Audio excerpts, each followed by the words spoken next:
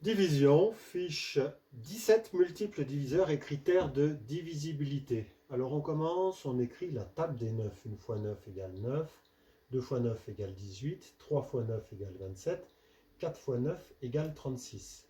Donc 36 est dans la table des 9.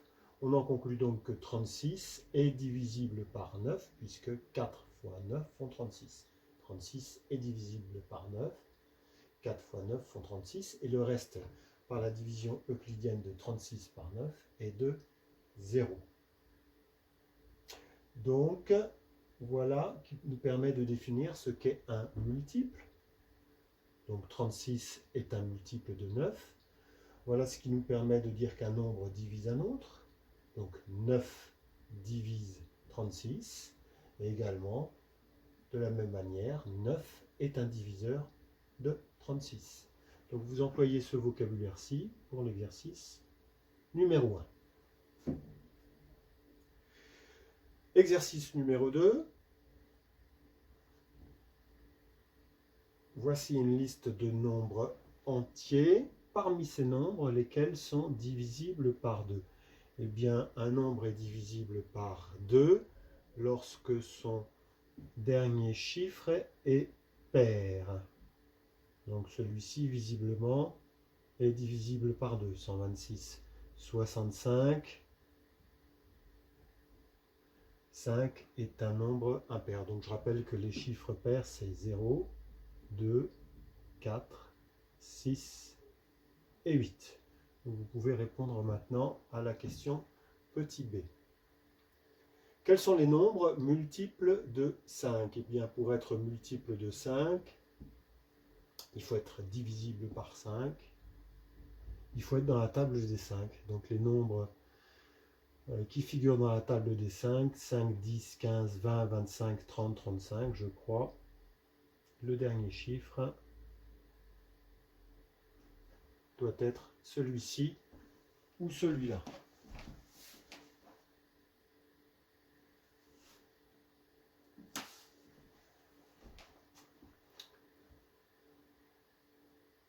Les diviseurs de 100, un peu plus compliqué, on n'a pas de critères qui nous permettent d'appliquer directement, qui peuvent être appliqués directement à ce cas de figure.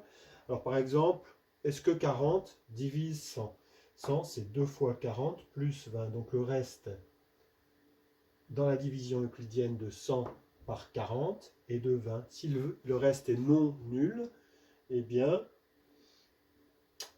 40 n'est pas un diviseur. Eh bien pour tous ces nombres-ci, qui sont malgré tout des petits nombres, en comparaison de 100, il est possible de voir en calcul mental s'ils divisent ou non 100. J'en vois 4. Exercice numéro 3. Donc on vous demande cette fois-ci à l'aide de la calculatrice. Ça peut être une aide. Si 425 est un multiple de 17. Alors 425 est un multiple de 17 si 420, le reste dans la division euclidienne de 425 par 17 est nul. On peut poser la division sans l'aide de la calculatrice. 425 divisé par 17. Donc 42, combien de fois 17? Il y va 2 fois. 2 fois 17, 34. Ôté de 42, il reste 8. Et c'est un 5 ici. J'abaisse le 5. Dans 85, combien de fois 17? Il y va 5 fois. 5 fois 17, 85. Ôté de 85, il reste 0. Donc le reste de la division euclidienne de 425 par 17 est bien nul.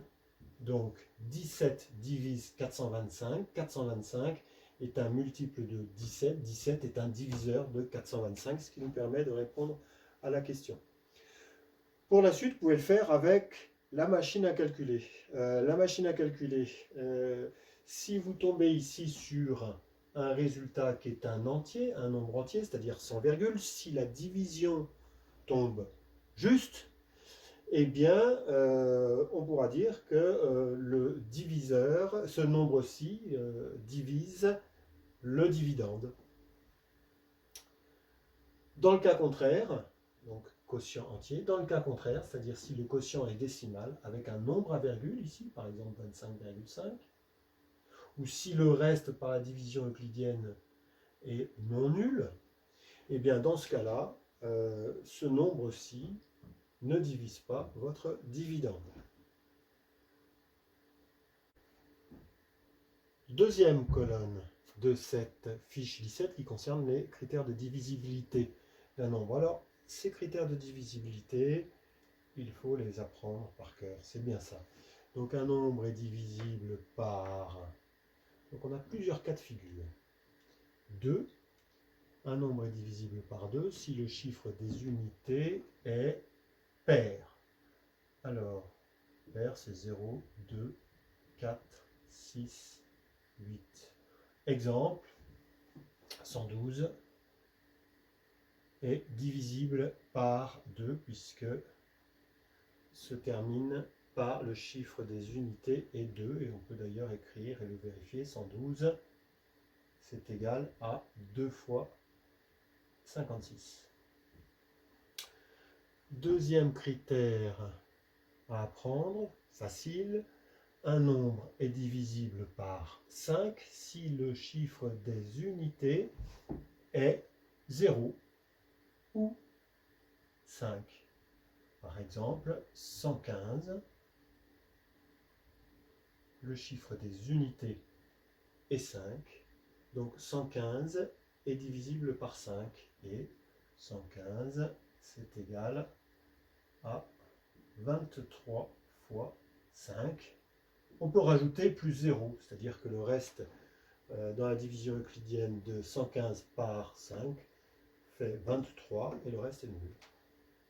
Alors, par 10, le chiffre un nombre est divisible par 10 si le chiffre des unités est 0. Par exemple, 120.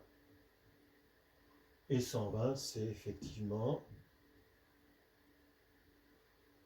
12 fois 10 plus 0. Donc 120 est dans la table des 10. Alors ça, ce sont les 3 premiers critères à ne pas mélanger avec les 2 suivants. On les entoure. Voilà. Les 2 suivants, la divisibilité par 3. Eh bien, un nombre est divisible par 3 lorsque la somme des chiffres qui le constituent est divisible par 3. Alors, par exemple, 123, la somme des chiffres, c'est donc, je coupe mon nombre, c'est 1 plus 2 plus 3, ça fait 6, et 6, c'est divisible par 3, puisque 6 est égal à 2 fois 3. Un nombre est divisible par 9 si la somme des chiffres est divisible, la somme des chiffres constituant ce nombre est divisible par 9. Et bien si je prends 100, là j'ai déjà 1 plus 2, et bien si je rajoute 6, ça va me faire 9. 1 plus 2 plus 6 égale 9, qui est bien évidemment divisible par 9.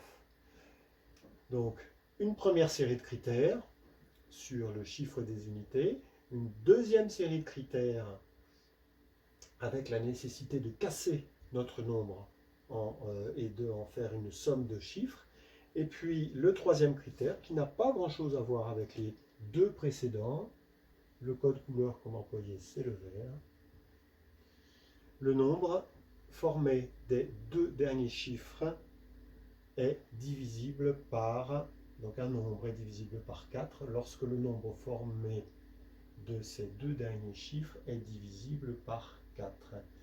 Eh bien 130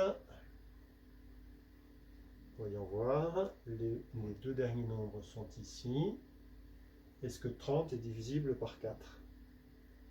Je ne crois pas, puisque 30, c'est égal à 7 fois 4 plus 2. Le reste est non nul, donc ça ne fonctionne pas. En revanche, si je prends 132, les deux derniers chiffres, le nombre formé des deux derniers chiffres de 132, 32, c'est égal à 8 fois 4 plus 0, donc 132, est divisible par 4. Alors, pour ces tableaux-ci, eh bien, vous reprenez chacun des nombres et vous appliquez les critères de divisibilité. Par exemple, 507. Alors, on vous propose de faire la somme de ces chiffres. 5 plus 0 plus 7, ça fait 12. Pourquoi on nous demande ça? Eh bien, parce qu'avec 12, on peut dire que 12 est divisible par 3. Donc, notre nombre 507 sera divisible par 3. Oui, en application du critère de divisibilité.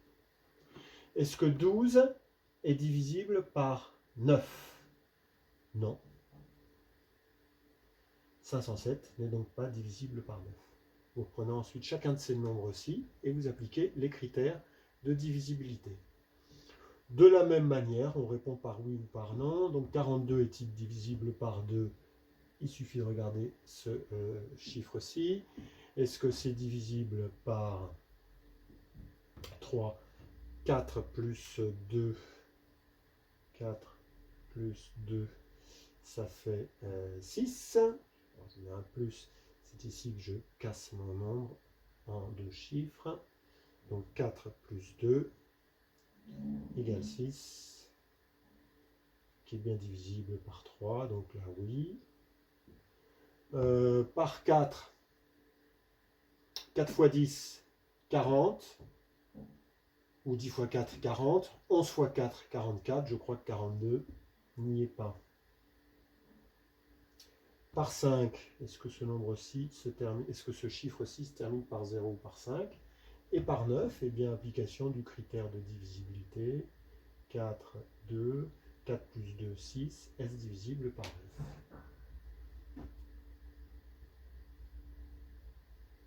Voilà, vous faites la même chose pour le reste. Application du critère de divisibilité pour différents nombres à 5 chiffres.